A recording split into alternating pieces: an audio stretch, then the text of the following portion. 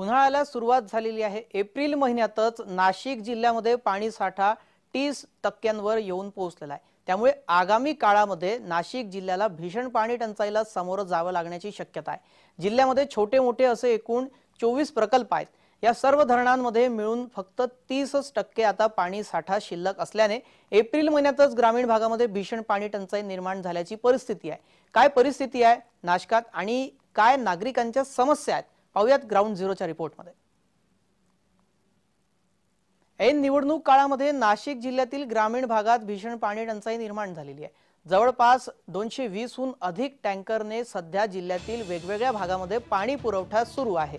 जिल्ह्यातील 15 तालुक्यांपैकी 7 तालुक्यात प्रशासनाने टँकरने पाणी पुरवठा सुरू केल्याची परिस्थिती सध्या जिल्ह्यात आहे। यामध्ये प्रामुख्याने सिन्नर, मालेगाव, नांदगाव, बाललांड, चांदवड, येवला या ठिकाणी परिस्थिती बिकट आहे। तर 7 तालुक्यांमधील जवळपास 200 हून अधिक गावात सध्या प्रशासनाकडून टँकरने पाणी पुरवठा करण्यात येत आहे।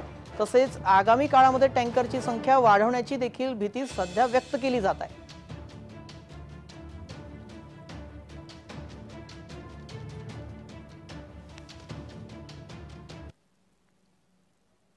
नाशिकच्या इगतपुरी आणि त्र्यंबकेश्वर तालुक्यातील आदिवासी भागामध्ये देखील भीषण पाणी टंचाई निर्माण झाली आहे। हंडाभर पाण्यासाठी आदिवासी महिलांना मोठ्या प्रमाणात पायपीट करावी लागते।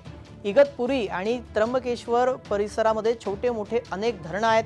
मात्र या भागातील नागरिकांना पाणी मिळत नसल्याने पाण्यासाठी वणवण भटकावं लागत आहे। प्रशासनाच्या नियोजनाच्या अभावी या आदिवासी नागरिकांवर दरवर्षी ही वेळ येत असल्याचे आरोप सामाजिक कार्यकर्ते करत आहेत।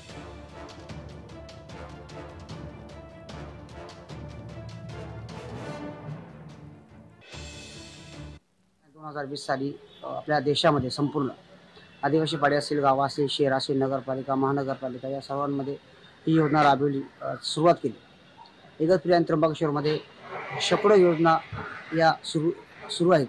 मात्र या योजनांचे काम अत्यंत निकृष्ट दर्जाचे काम झालेले आहे। या योजनेचा मुख्य उद्देश होता की सतत एकदा आता योजना केली तर ही योजना 30 वर्ष पुन्हा त्या गावामध्ये योजना करायला नको, ही योजना 30 वर्ष चालली पाहिजे असं नियोजन करून असं पाण्याला सोर्स शोधण्याचं देखील त्या नियमामध्ये आहे, त्या योजनेमध्ये आहे। मात्र इगतपुरी आणि त्र्यंबकेश्वर तालुक्यामध्ये सर्वच्या सर्व योजना या फक्त आणि फक्त ठेकेदारांना पोचण्यासाठीच योजना बनवल्या गेल्यात असं चित्र आहे।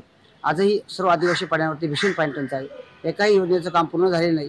पाणी आहे की नाही, पाणी पुरेल की नाही याचा कुठलाही अंदाज न करता ठेकेदारांनी कामं सुरू केले आणि याला कार्यकारी अभियंता, संबंधित अधिकारी हे सर्वांनी संगनमत करून या सर्व योजनांचा बट्ट्याबोळ केलेला आहे। सरकारने जी योजना खूप छान पद्धतीने राबवली गेलेली आहे, परंतु त्या ज्या ठेकेदारांना जे काम दिलेले त्यांनी व्यवस्थित पुरेपूर काम न केल्यामुळे अजूनही लोकांना तीच वणवण सोसावी लागत आहे। तरी त्यांच्या थ्रू न करता जर ग्रामपंचायतीच्या थ्रू जर केली असती तर लवकर ती योजना पूर्ण करून आणि लोकांपर्यंत पाणी पोहोचलं एवढी ठेकेदाराला जर प्रश्न विचारला तर ते म्हणताय का याच्यात सरपंच आणि पंचायतचा काही दोष नाही, याच्यात आम्ही बघून घेत जाऊ, तुम्ही याच्यात काही करू नको एवढंच सांग। जिल्ह्यामध्ये एकूण छोटे मोठे असे 24 प्रकल्प आहेत। मात्र या प्रकल्पांपैकी जवळपास 8 ते 10 धरणांमध्ये 25%हून कमी पाणी साठा शिल्लक राहिलेला आहे। त्यामुळे आगामी काळामध्ये भीषण पाणी टंचाईला सामोरे जावं लागण्याचा अंदाज व्यक्त होत आहे। नाशिकला पाणी पुरवठा करणाऱ्या गंगापूर धरणामध्ये सध्या 47% पाणीसाठा असला तरीही बाष्पीभवनामुळे हा पाणीसाठा झपाट्याने कमी होत आहे। त्यामुळे ऑगस्ट पर्यंत पाणी पुरवण्याचे एक मोठे आव्हान या प्रशासनासमोर असणार आहे। सध्या नाशिक जिल्ह्यातील धरणाची काय परिस्थिती आहे या संदर्भात नाशिकच्या गंगापूर धरण परिसरातून अधिक माहिती देत आहेत आमचे नाशिकचे प्रतिनिधी किरण गोटूर। पाहूयात। एप्रिल महिन्यातच नाशिक जिल्ह्यामध्ये फक्त 30% पाणीसाठा शिल्लक राहिल्याने आगामी काळात नाशिकमध्ये भीषण पाणी टंचाई हे निर्माण होईल अशा पद्धतीचं भीती व्यक्त होत आहे। मी नाशिकच्या या गंगापूर धरणावरती आहे। गंगापूर धरणामध्ये आता 47% पाणीसाठा आहे। खरं तर याच गंगापूर धरणामधून नाशिकला पाणी पुरवठा केला जातो। पण एकूणच नाशिक जिल्ह्याचा जर आपण विचार केला तर नाशिक जिल्ह्यामध्ये छोटे मोठे असे 24 प्रकल्प आहेत आणि या 24 प्रकल्पामध्ये मिळून फक्त 30% पाणीसाठा आहे आणि 8 ते 10 धरणांमध्ये फक्त 24% पेक्षाही कमी पाणीसाठा शिल्लक राहिल्याने आगामी काळात जिल्ह्यात हे भीषण पाणी टंचाई निर्माण होईल अशा पद्धतीचं भीती व्यक्त होत आहे। एकूणच नाशिकच्या आपण ग्रामीण भागामध्ये विचार केला तर आत्ताच एप्रिल महिन्यातच 200हून अधिक टँकरने पाणी पुरवठा केला जातोय अशा पद्धतीची परिस्थिती आहे। आणि त्याच पद्धतीने नाशिकचा जो आदिवासी भाग आहे, त्र्यंबकेश्वर असेल, इगतपुरी असेल, खरं तर याही भागात भीषण पाणी टंचाई निर्माण झालेली आहे.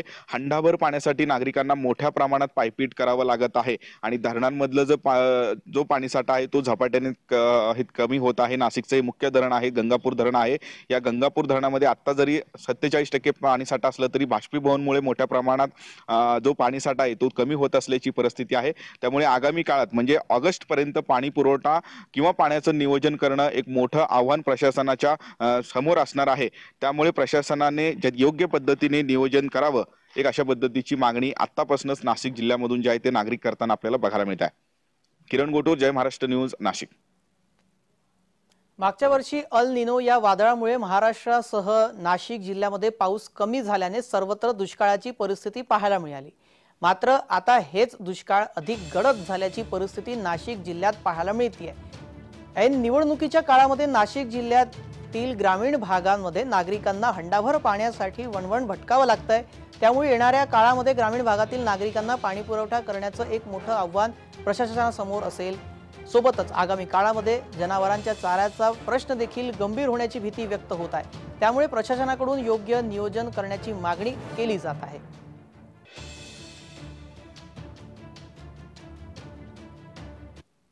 प्यायला पाणीच नाही, आम्हाला कुठेतरी पाण्याची सोय करून द्यावा असं आमचं म्हणणं आहे बुवा. किती किलोमीटर लांबून येतो तुम्ही?